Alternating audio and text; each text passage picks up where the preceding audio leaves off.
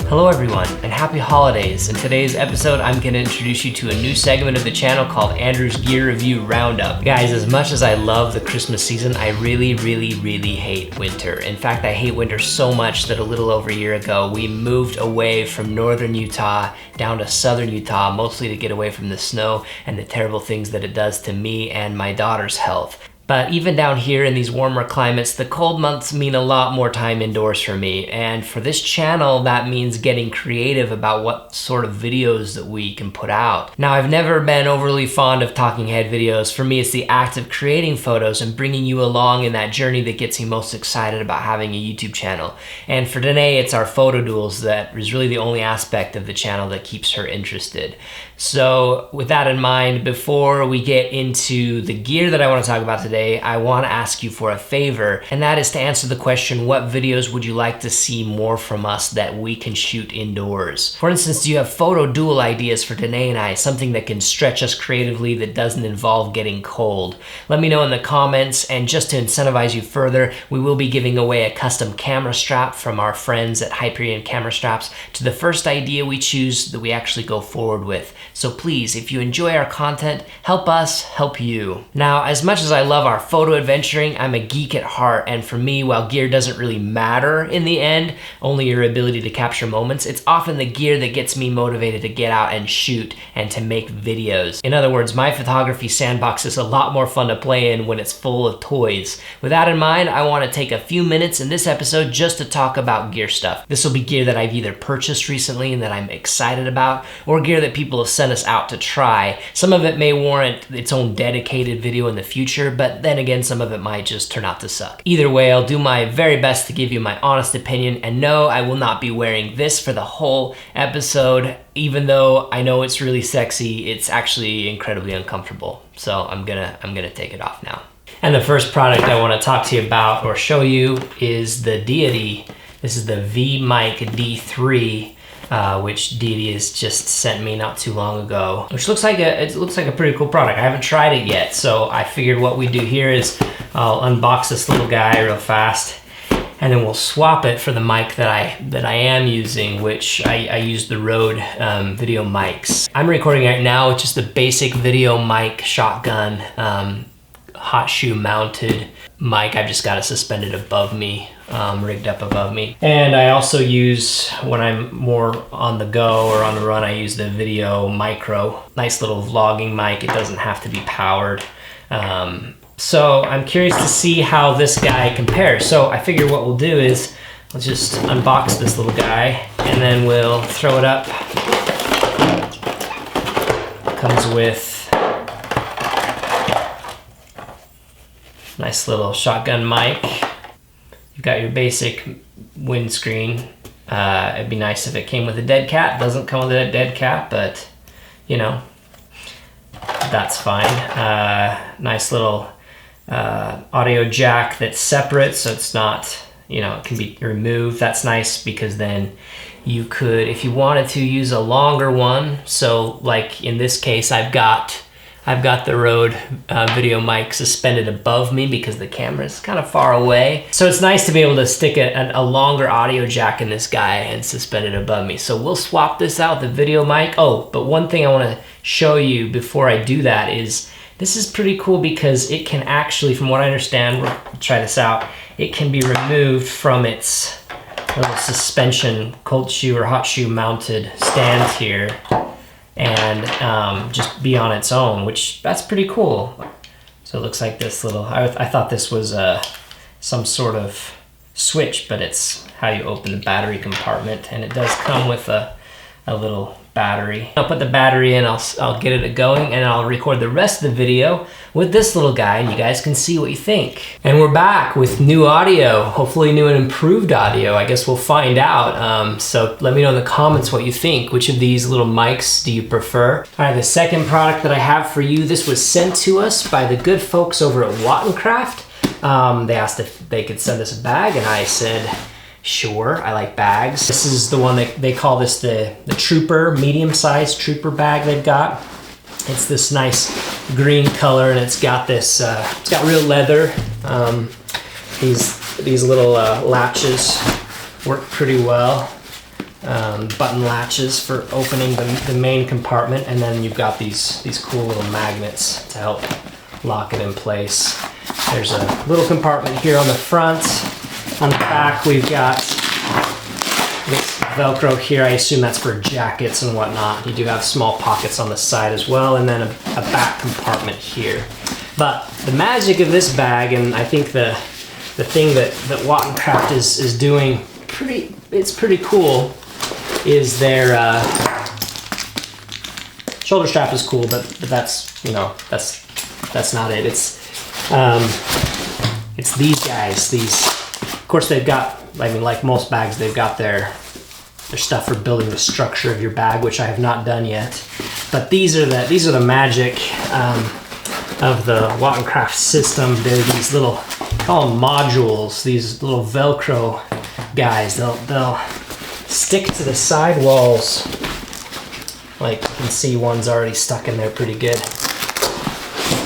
But these modules they all do different things. They all have different purposes. This one, for instance, looks like it could hold SD cards or business cards, and actually I'm kind of excited about that because I don't keep business cards with me very often because they get all beat up, but this looks like it could keep them pretty safe.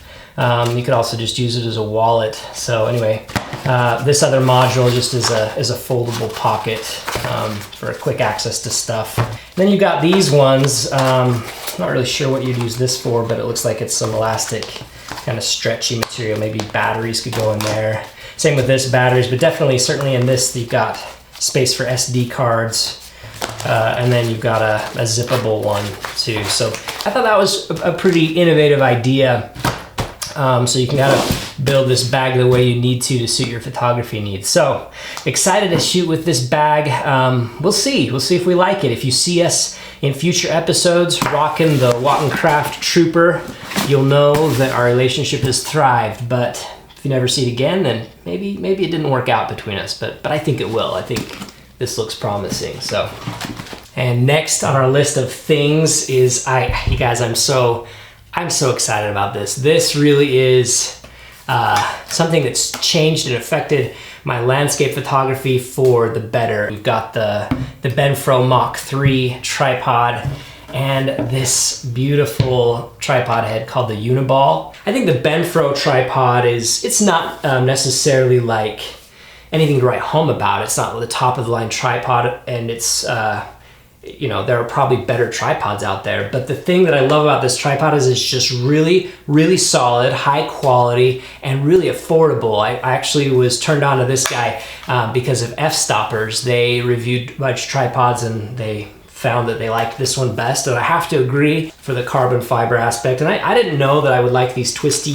dealies as much as I do, but I know it's all personal preference, but I've really enjoyed this tripod, and most especially I enjoy the price. And I just strongly recommend it. Of course, I pulled out the center post, but it does have that ability. I like to go low sometimes to the ground, so I yank out that center post and put this stubby one that comes with it. But really the magic here on this little combination is the UniqBall. I tried to do a video on this, but the audio didn't work out. It was over the summer, and I was kind of in a hurry. I was traveling up northern Utah way.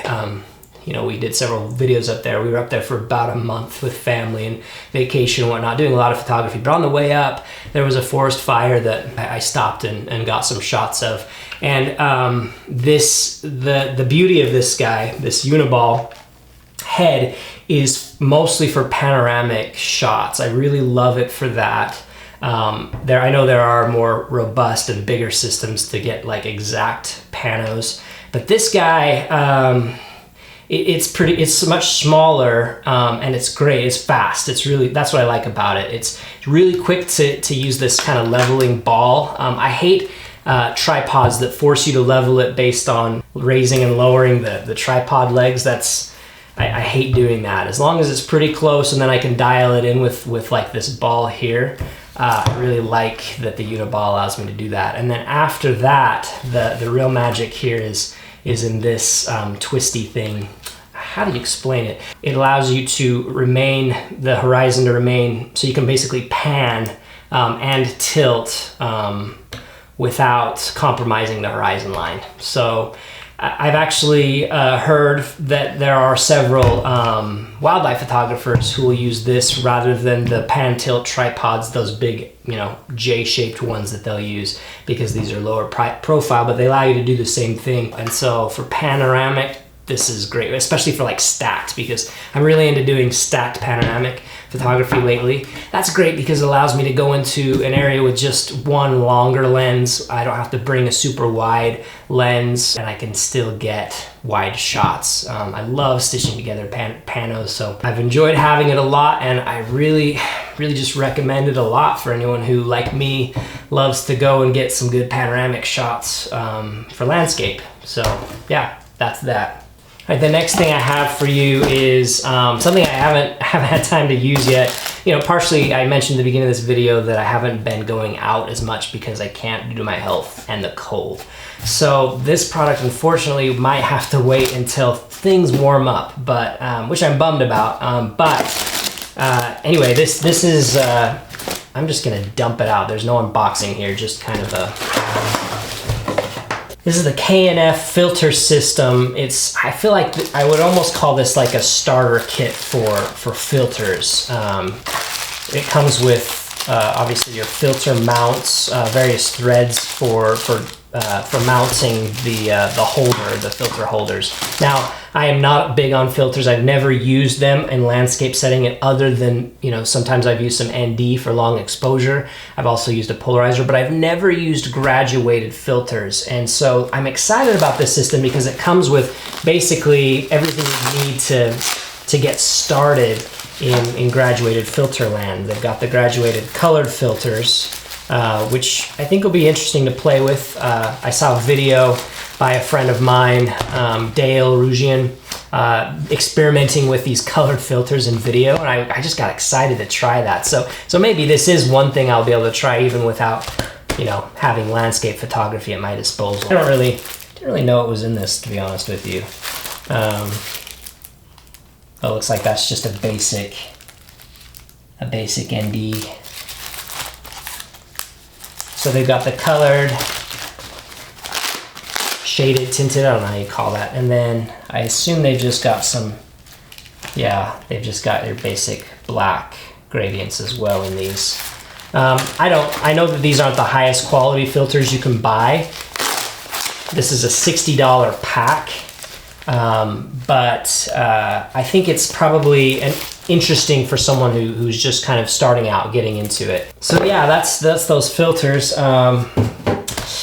Do I think these are for professionals? Probably not. I think they're probably great for people like me who just want to experiment with a filter system, see if it's right for you.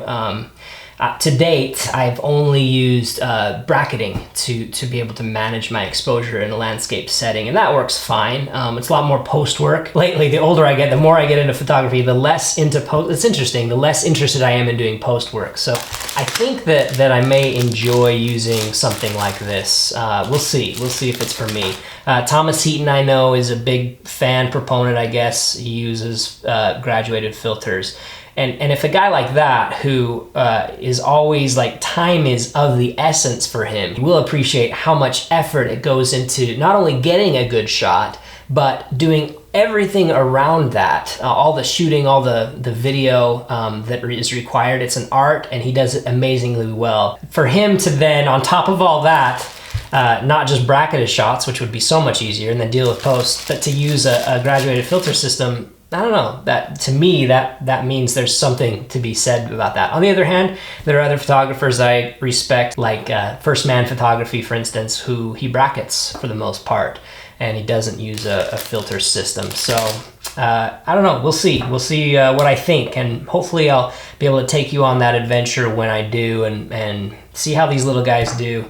Like I said, they look like they're probably a great entry point into experimenting with graduated filters, but we'll see. So anyway, that's all I've got for you. I hope you enjoyed this. Let me know though what you think. Do you like the Andrew's gear review roundup style videos? Do you want to see more of these? I certainly have a lot more gear. I have issues buying gear, you may know, and I've got a lot more gear I could talk about in these sorts of videos. So if you like it, let me know. If you don't, you know, that's fine too. I don't have to do them. We do have other photo duels coming up soon that I just need to edit. I'm excited to share those with you. But again, let me know in the comments if you have other ideas, other thoughts on how to get some interesting photography going in spite of the cold, and that would be much appreciated. But in the meantime, remember guys, kindness before cameras. We'll talk to you again real soon.